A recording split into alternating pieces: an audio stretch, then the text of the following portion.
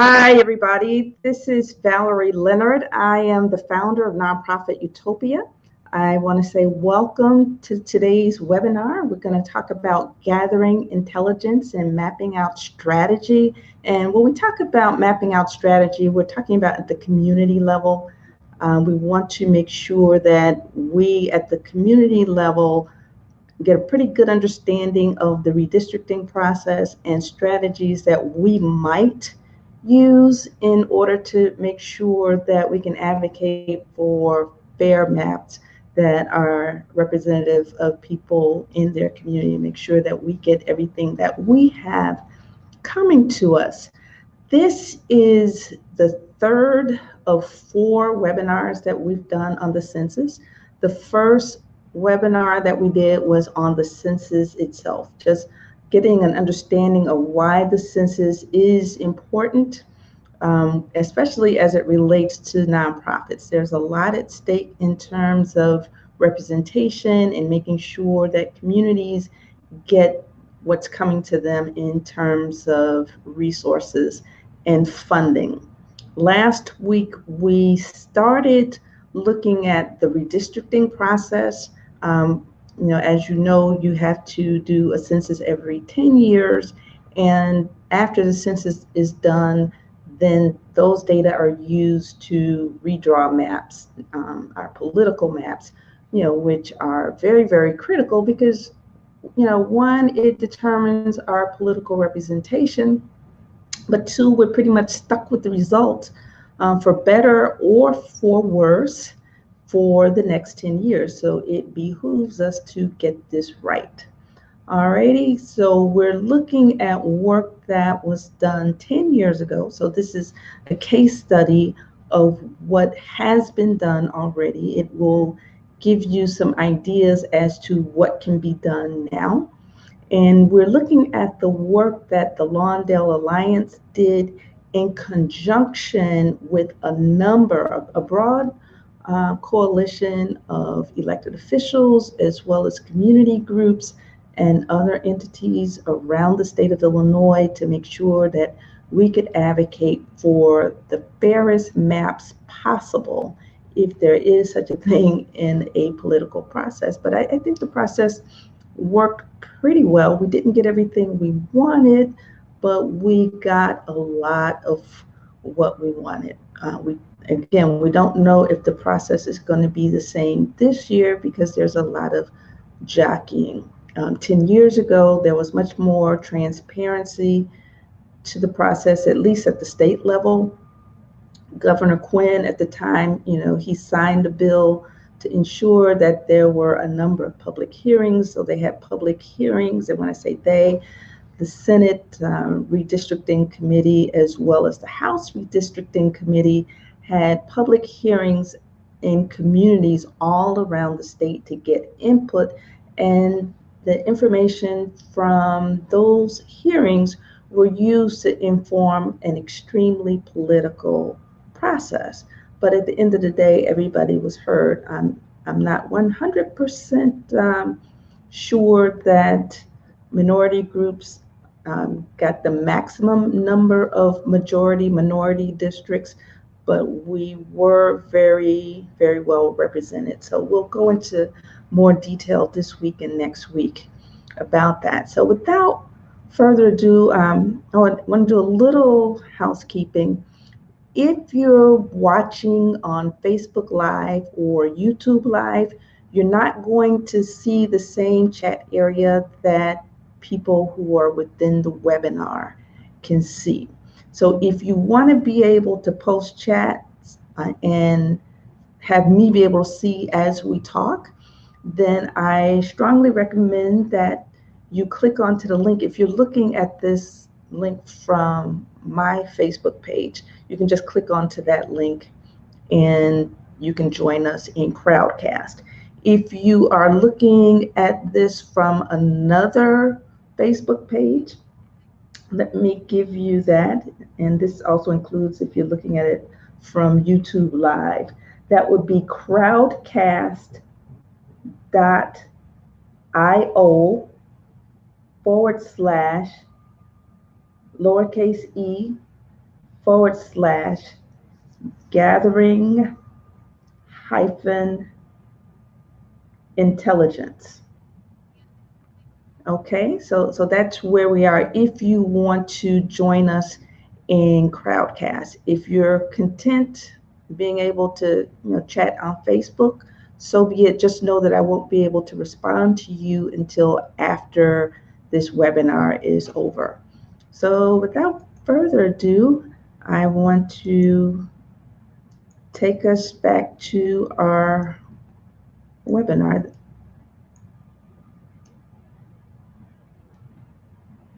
Okay.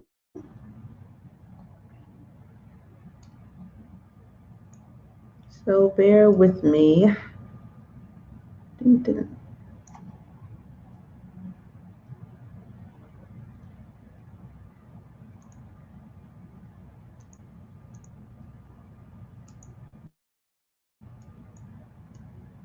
All right.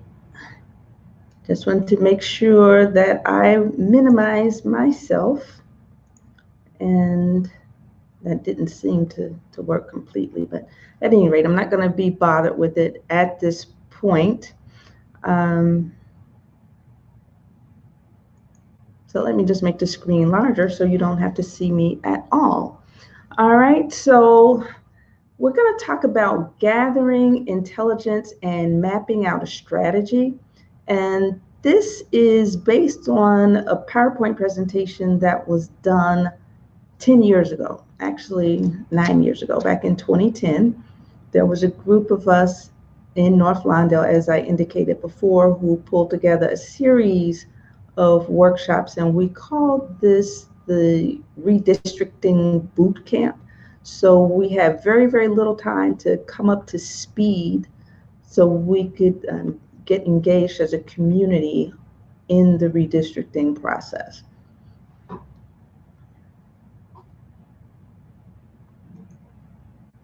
And before we get started, I want to talk to you a little bit about nonprofit Utopia.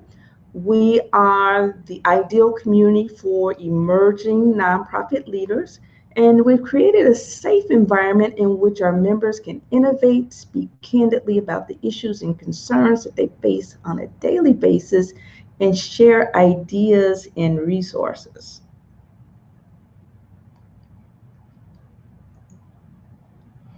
And our mission is to develop the next generation of ethical nonprofit leaders. We provide ongoing professional development and networking opportunities in which experienced nonprofit professionals can share expertise with the next generation of ethical leaders. The overarching goal of the community is to give our members the tools that they need to develop strong organizations that will make a lasting impact. And this includes assessments, an online community, webinars, classes, and special events. And give you a little bit of information about myself. I specialize in community and organizational development, and I help emerging nonprofits develop the capacity to impact their clients and communities in a positive way. I'm the founder of nonprofit Utopia. Again, we're the ideal community for emerging leaders. And I host the nonprofit Utopia internet radio show on blogtalkradio.com. And this is a forum where nonprofit stakeholders can share lessons learned in the industry. I teach online courses in operations management for UIC's Certificate in Nonprofit Management program. And I also teach social entrepreneurship at Roosevelt University's Heller College of Business. I have a Master of Management degree in Finance and Marketing from the Kellogg Graduate School of Management, as well as a BA in Economics from Spelman College. So basically, this webinar, as I said before, is a case study of the work that the Lawndale Alliance and other organizations did in terms of advocating for a redistricting process that maximizes opportunities for minority communities to elect representatives of their choice or of our choice. And so we'll have a half-hour discussion, maybe 40 minutes or so, and then we'll have an opportunity to go back and forth with questions and participate in live chat. So you can participate in live chat either on Facebook or here in the Crowdcast community. If you're on Facebook and you want to join us right now in the webinar, you can go to crowdcast.io/e/gathering-intelligence. And then we'll also have resources for you to help you learn more about the census, and you'll get a recording of this webinar. So this is a copy of the presentation that we did back in 2010. This was presented April 28th, 2010. There are a few pages that I added just for context so that we can, make sure that everything is current. And if you bear with me, I just want to make sure that we don't have any questions. If you have any questions and you're here in the webinar, please introduce yourselves and write the question that you have. When this is over, I will go back and respond to the questions. And if you're watching on Facebook, I will respond to those questions after this is over. Alrighty.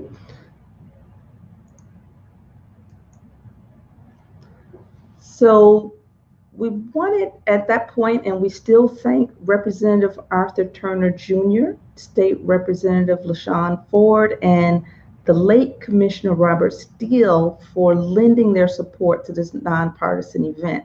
They were very, very instrumental in helping us to get the word out and making sure that people were responsive to us.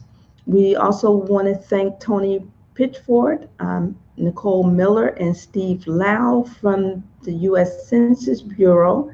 They were very, very helpful with their technical assistance. And we also want to thank the Tutor Mentor Connection for allowing us to use their maps.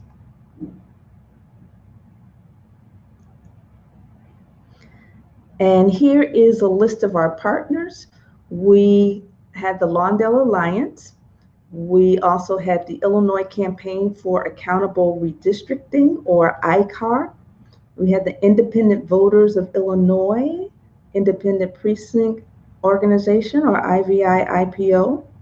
We had the Open Door Foundation, Empowered Citizens in North Lawndale, the United Congress of Community and Religious Organizations, and the North Lawndale Community News. Our planning committee included Richard Barnett, Melva Brownlee from the Commissioner's Office. We had David Evers, and his name should be David Evers and not Michael Evers.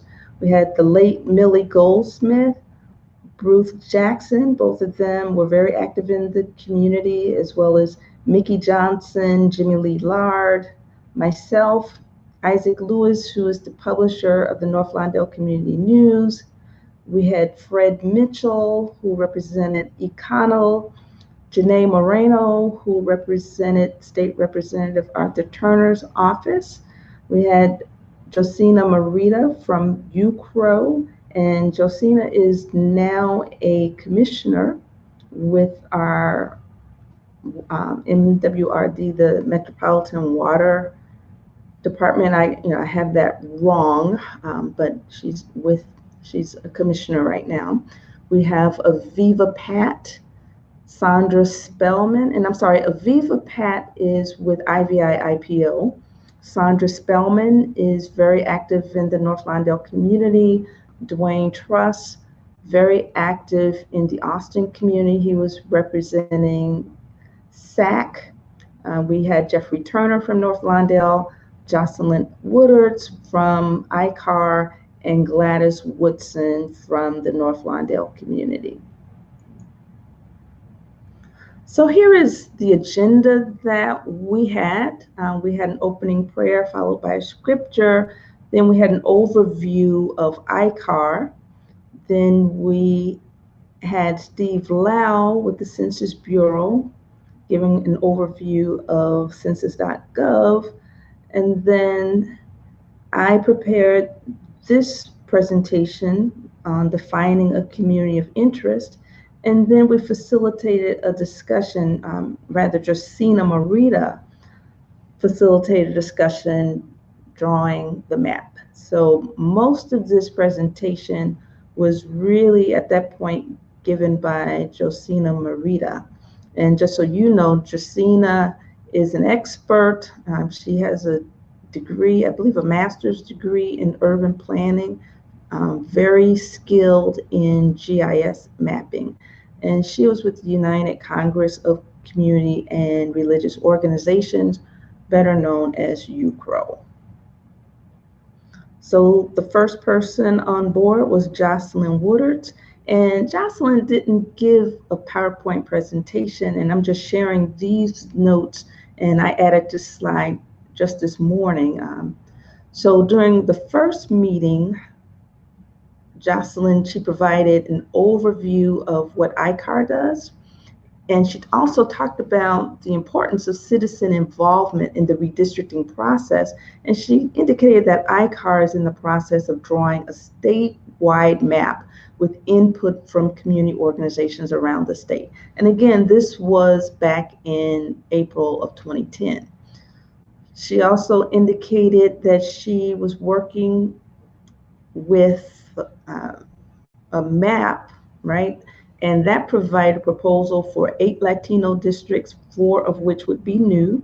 And then she also encouraged members of the Lawndale Alliance to join ICAR and provide input on sections that impact Chicago's west side and western suburbs. So that was the purpose for this whole boot camp. We wanted to get as much input as we could from the residents, because by this time there were a number of hearings that had already been scheduled and one had already taken place. So we were using this time to come up to speed so that we could be prepared to participate fully in those hearings.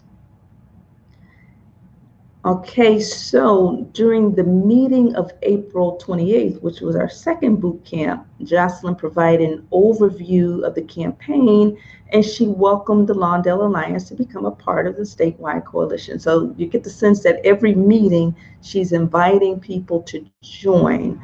And a primary objective of ICAR was to expand organizational participation to ensure, to the greatest extent possible, the maximum diversity is achieved in working in collaboration and coalition to ensure accountability, transparency, and accessibility to the state redistricting process. And I also want to say, again, prior to the census of 2010 or the redistricting process of 2010, all of the redistricting was done behind closed doors, so to speak.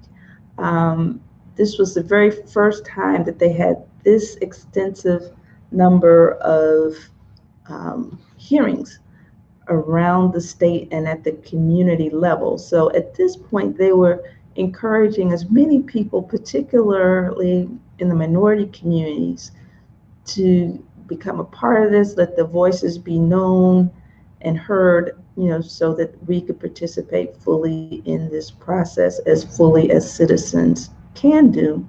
And it should be noted now that there seems to be a push to not be quite as transparent, but the dust hasn't settled. We won't know what this process will be like next year after the census. But people tend to not want to be as inclusive, having as many meetings. That's what I'm gathering. And then there are others who want to have our maps drawn by machine. And then there are others who want to have our maps drawn by an independent commission. So This section, this was an overview of Census.gov, and we don't have a PowerPoint for this. This was a live demonstration of the Census.gov website, and it would do me no good to show you what that Census.gov website looks like now, because it's totally different and much more complicated than it was at the time. But he gave us an overview, showed us how to navigate the site, showed us how to collect the data and how to develop maps. And he also gave us insights as to how the Census Bureau collects the data and their process for evaluation of the results, as well as a process for appealing the results.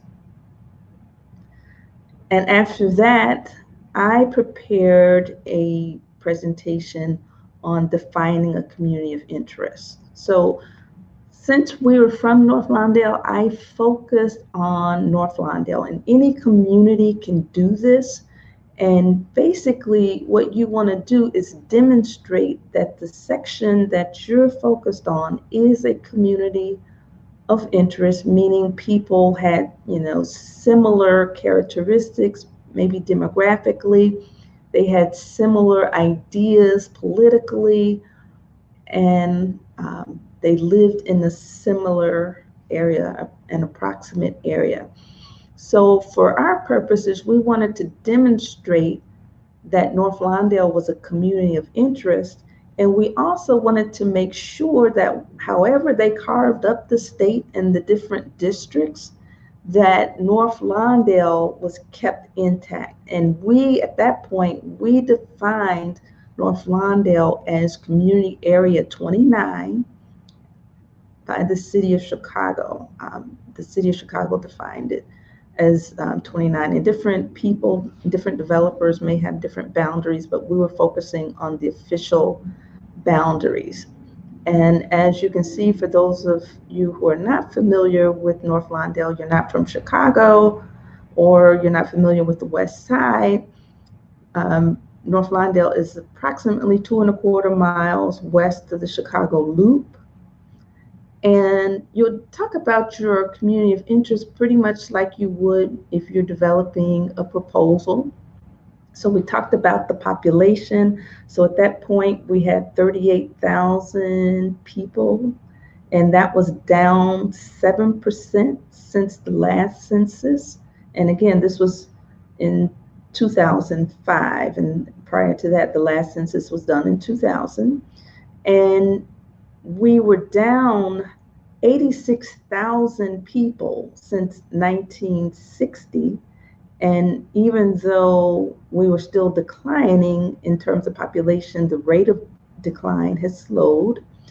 And we were about, at that point, 94% African Americans, and Latinos were about 5%.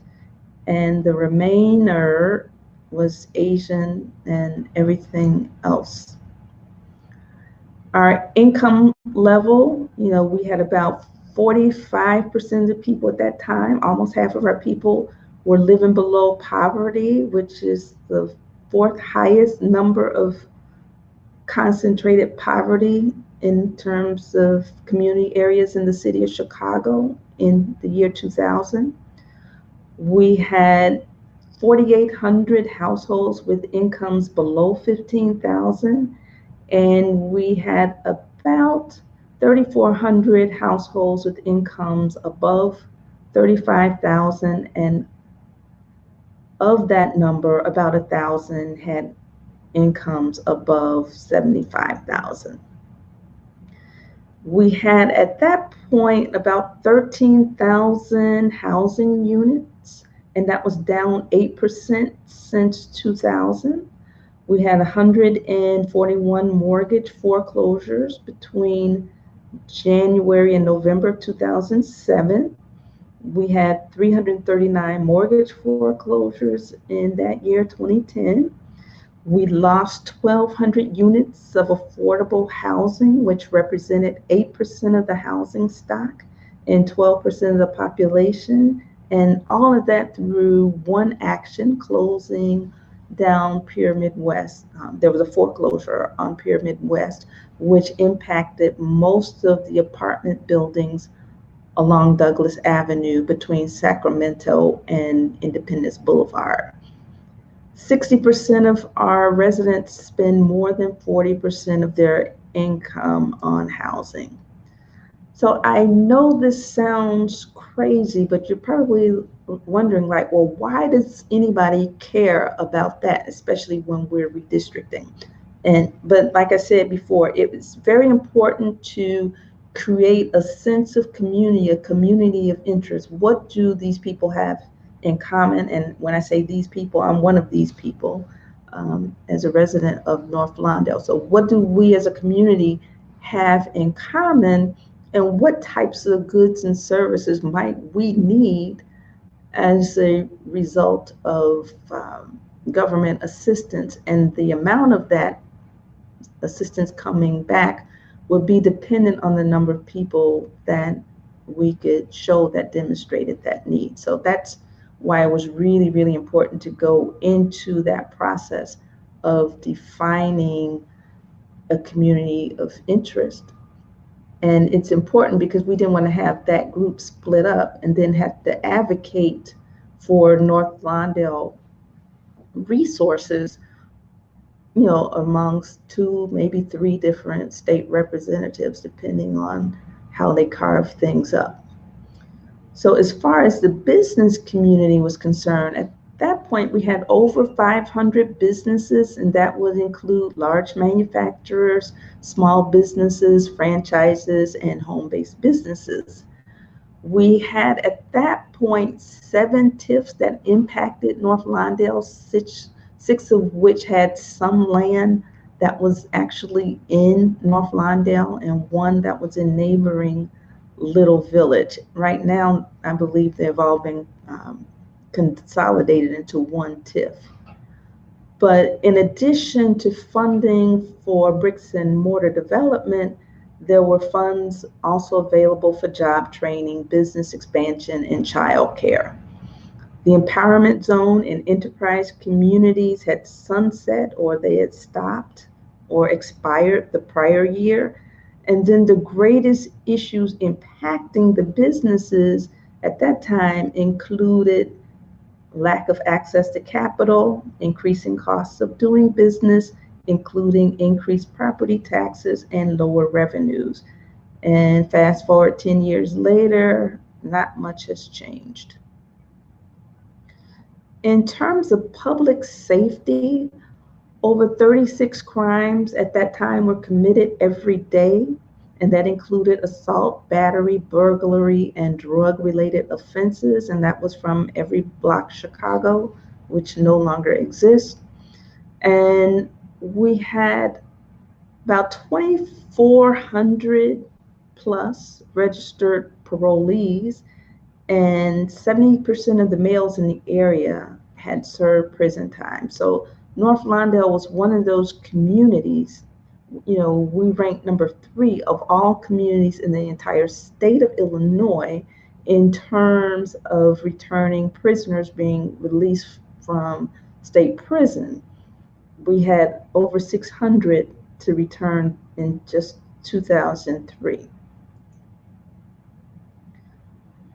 Now, the education landscape is somewhat different now, but at the time, there were 33 public schools in the 24th Ward, and that included 3 high schools and 30 elementary schools, and that number has decreased significantly. It's down to about 24 or so, last I counted, and it may be even lower. Approximately 2/3 of the students in the 24th Ward public schools are living in poverty. And depending on the school, anywhere from 8% to 31% of the students were enrolled in special ed. And the student to teacher ratios range from 12:1 to 19:1, which put them in danger of being classified as underutilized. And over 90% of the students qualified for free or reduced lunches. And North Lawndale school budgets range from approximately 2.2 million to 6.3 million. And again, we did this to demonstrate what our community looks like, and we wanted to make sure that people understood that within those boundaries, the level of cohesion of the various conditions. North Lawndale had a number of social service organizations. We had, at that time, over 300, we had 325 organizations, and 40% provided youth development services, family services, and employment and training. And 32% are well established with large staffs and budgets reportedly in existence for 20 to 100 years. So that was from a study that we did. And when I say we, we're talking about Staines Family Foundation funding the University of Illinois Great Cities to do that study.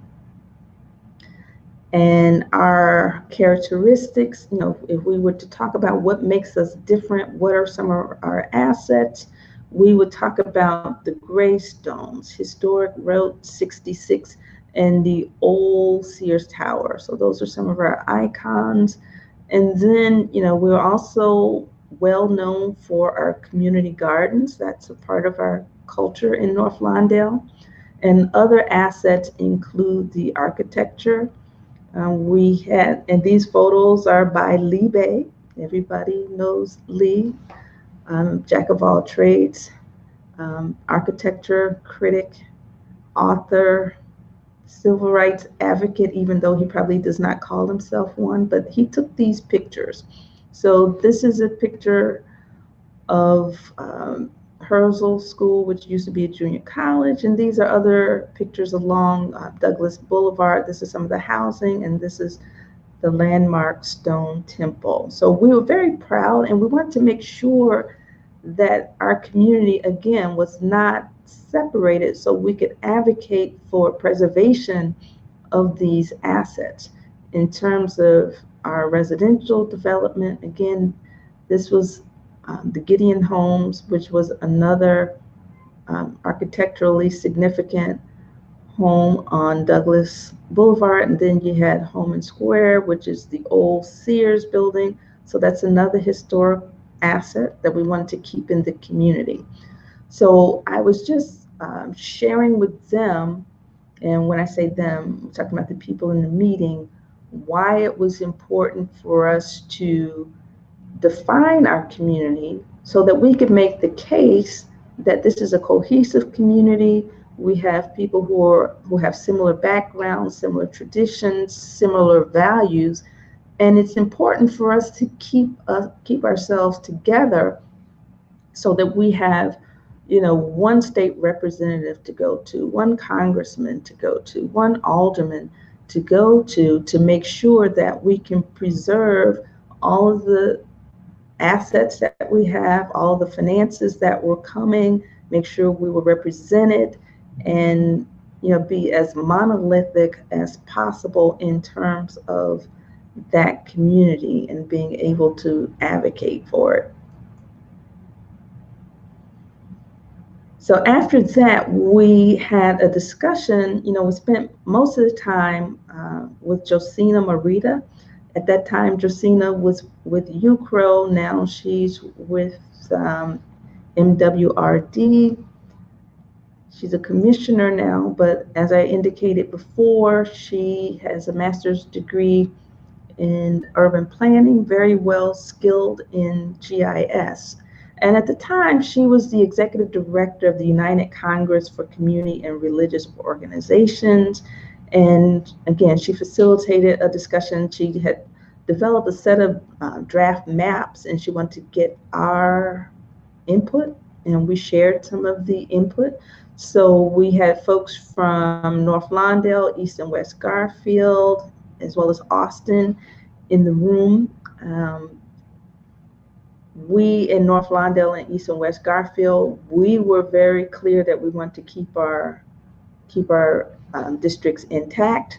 Dwayne Truss, he was an Austin resident, and just so you know, Austin is the largest community in Chicago, and I believe they have more than one state rep. They do. And he indicated that, his district was diverse and he was comfortable with the diversity and the fact that the region was served by more than one legislator. He didn't want to see that situation change.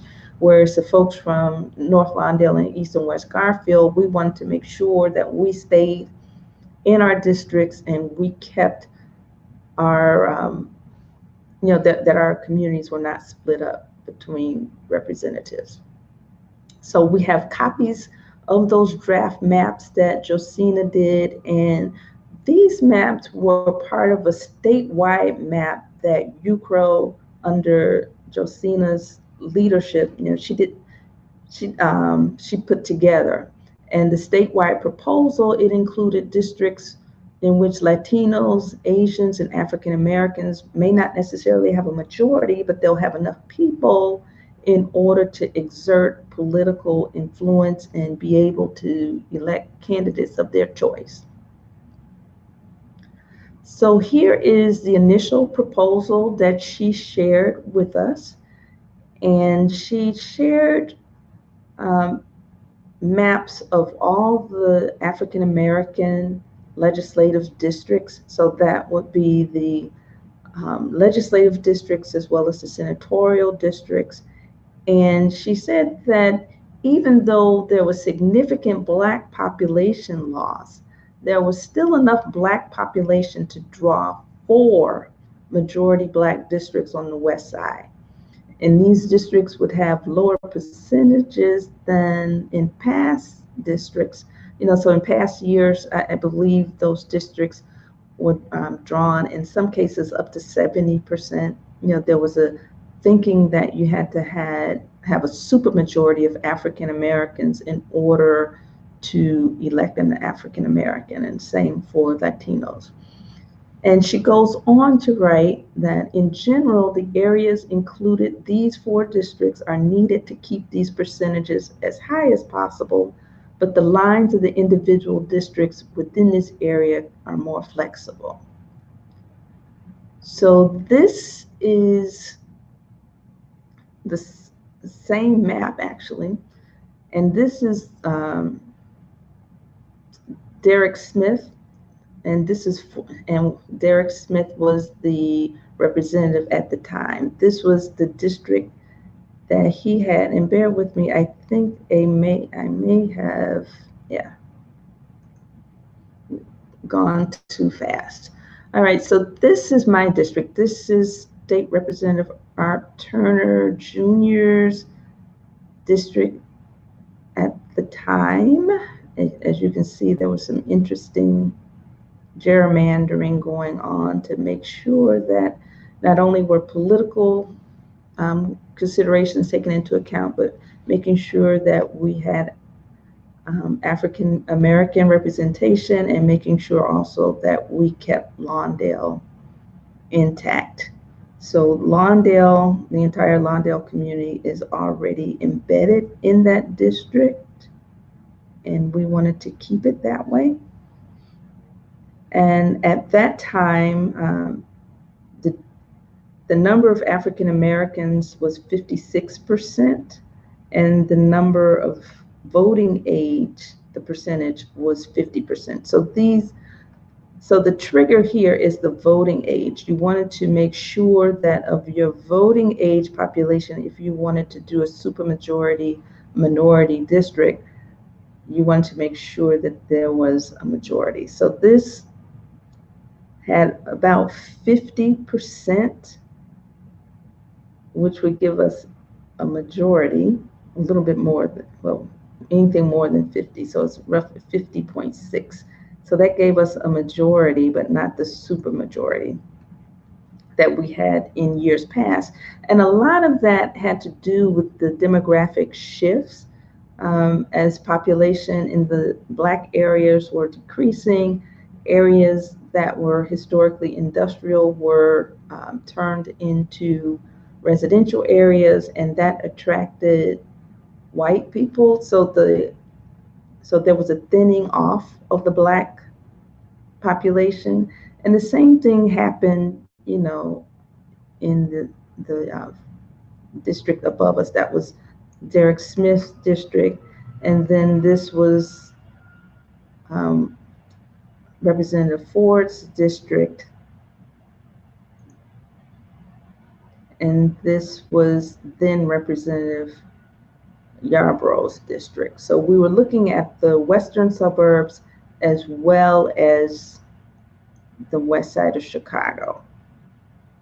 So after we gave her feedback on those maps, you know, we saw some things that we thought could change. We then used her maps to prepare testimony. And here are some of the notes from that redistricting hearing. This was the Illinois Senate redistricting hearing that occurred on April 30th. Now, there were approximately 40 to 50 people in attendance at that meeting, and that meeting was at one of the colleges on the west side, Malcolm X College. And that meeting was not really scheduled to occur. They had a meeting, I guess, in Cicero. And for those of you who are from Chicago, you realize that Cicero is primarily Latino and white at that point, and it was culturally different, and they were representing that to be the West Side meeting, and we African Americans from North Lawndale and other communities, we urged the Senate to actually have a meeting on the west side of Chicago. So they chose Malcolm X College, which was centrally located on the west side. And we were very well represented at that meeting. You know, we had a number of people from Lawndale Alliance, SAC, which is based in Austin, and then other folks from East and West Garfield. And then we also had a few organizations representing Latino groups, including MALDEF and the Latino Policy Institute. And to the best of my recollection, the elected officials included Senator Kimberly Lightford, and she was a member of the Senate Redistricting Committee. We had Senator Annazette Collins, so she had gone from a rep to a senator, who represented District 5, and then we had Committeeman Ed Smith. So it would have been nice to have had every elected official from the West Side, because we all have an interest in making sure that our state maps are representative of the community. And we gave testimony. We were actually among the first to be called. And we have all the notes as well as the testimony itself on the Lawndale Alliance blog. And we were very concerned. You know, our main concerns included a desire to keep Senate District 5 in each of the African American legislative districts intact. So just so you know, Senate District 5 is the culmination of legislative districts 8 and 9 together. So we want to make sure that our state reps district as well as our Senate district were kept intact to the fullest extent possible. And we wanted to also make sure that the prisoners were counted in the census count of the originating towns versus in the prison towns, because having them counted in prison doesn't really help us. It helps downstate communities. And then when they get out of prison, they have to come back to the community, and we have to find resources to support them. So for us, it only made sense to have them counted in the community of origin. And we also had a desire to preserve the 3 historically African American congressional districts. So just so you know, at the state level, they're responsible for redistricting the legislative districts at the state level, but also the congressional districts. So we wanted to make sure that the 1 West Side district and the 2 South Side districts that were historically African American were kept African American. And likewise, the Latino community wanted to make sure that they were able to maintain at least one congressional district. And the Alliance also provided mapping proposals, and those were the same proposals that I shared with you, only tweaked a little bit. And those were developed by Josina and the United Congress of Community and Religious Organizations, or UCRO. And as I mentioned before, those were part of a statewide proposal. So Josina and UCRO, they went around the state listening to folks and getting a sense for what their desires were. And Josina did a masterful job of developing a statewide map proposal that would maximize opportunities not only for African Americans, but also for Latinos and for Asians around the state. And there were a number of communities who put together proposals, but hers maximized. There was no other map that maximized opportunity for all minority groups in the state of Illinois. Okay, so members of MALDEF and the Latino Policy Forum, they testified on behalf of the Latino community, and they indicated that the growth in Latino population in Chicago and western suburbs warranted the creation of 17 Latino majority districts, and that would include 5 new districts. And they gave assurances that while their proposal called for a significant increase in the number of Latino districts, that this would not come at the expense of the African American community. And Dwayne Truss, he indicated that he was pretty much happy with his representation and the way it was drawn, even though it was never drawn as quote unquote an African American district. There was an opportunity to be represented by an African American, and that is the case, and it was the case then and it's the case now. So he was very, very pleased, and he was pleased also with his representation.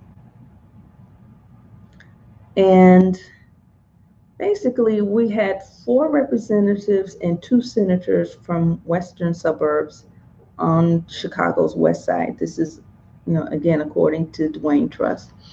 And their collective experiences gave insight into education and economic development issues from a regional perspective, as opposed to having a singular legislator focused on an area comprised of a few seemingly monolithic communities.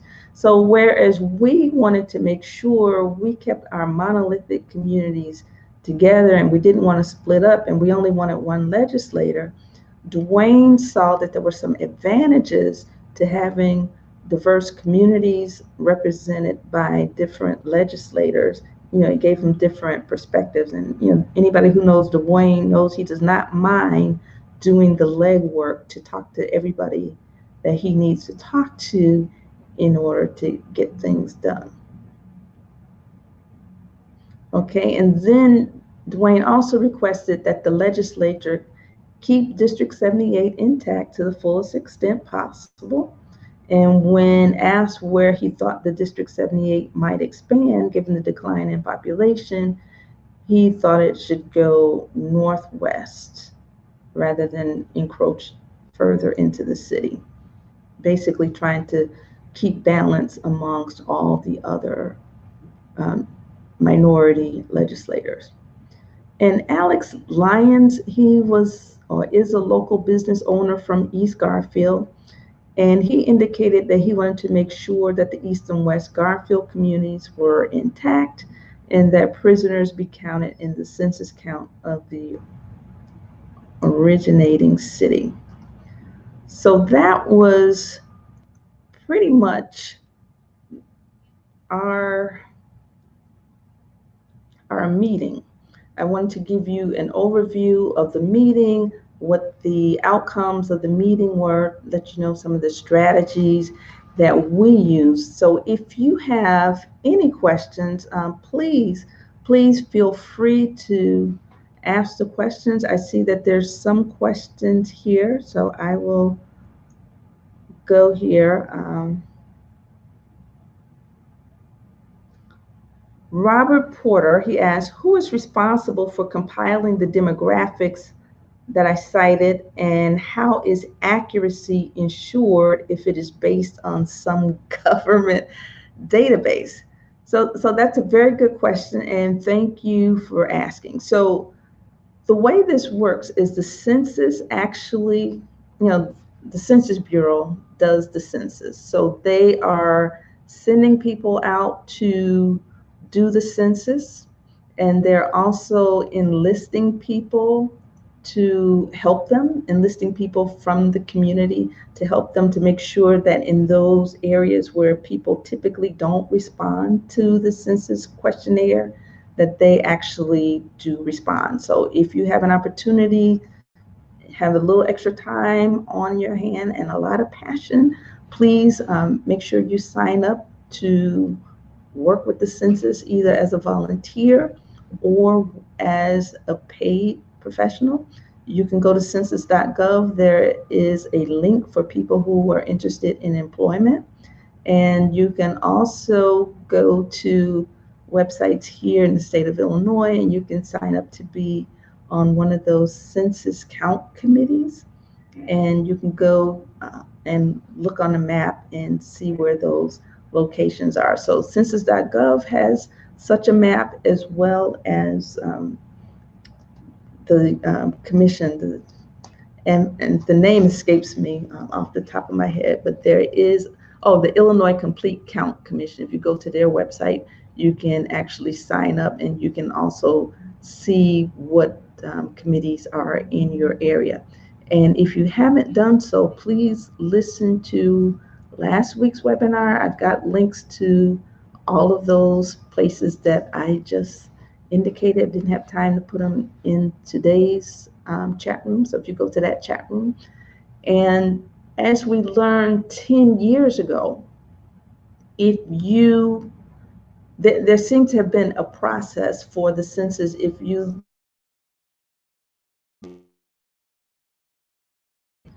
could actually appeal those data. And I would actually need to talk to my friend Ileana Serrano and see if she can tell us more about that process. So I got the sense that after the initial count was done, before it's finalized, there would be opportunities for you to challenge it and make sure that they're as accurate as possible. And I'm going to go and look at your question again to make sure that I answered everything. Who is responsible for compiling the demographics? So that's census, the Census Bureau. And how is accuracy ensured if it's based on some government database? And the government has a number of ways to test the data too. But again, there is a process, at least it was a process 10 years ago, where you could challenge those results if they just didn't seem accurate to you. So again, I need to reach out to my friend Ileana at the Census Bureau, and I will get a more specific answer. And if not a specific answer, I'll get a specific place to which you can go to get the accurate answer. Okay, so thank you very much.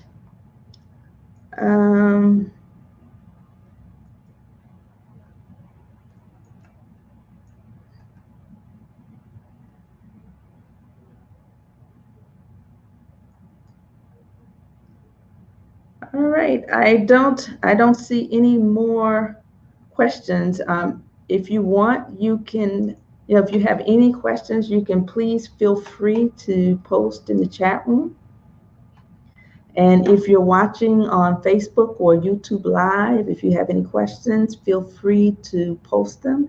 I will read those questions and I'll answer as soon as I can. And if I don't know the answer, I'll make sure I send you to the resource so you can get the accurate answer. All right, are there any other questions? I just want to make sure I have everything. Robert, if you're still there, if you don't mind commenting, that would be great. Oh, Ileana, you're on. Ileana, can you let me know if I said anything inaccurate? And if so, please share.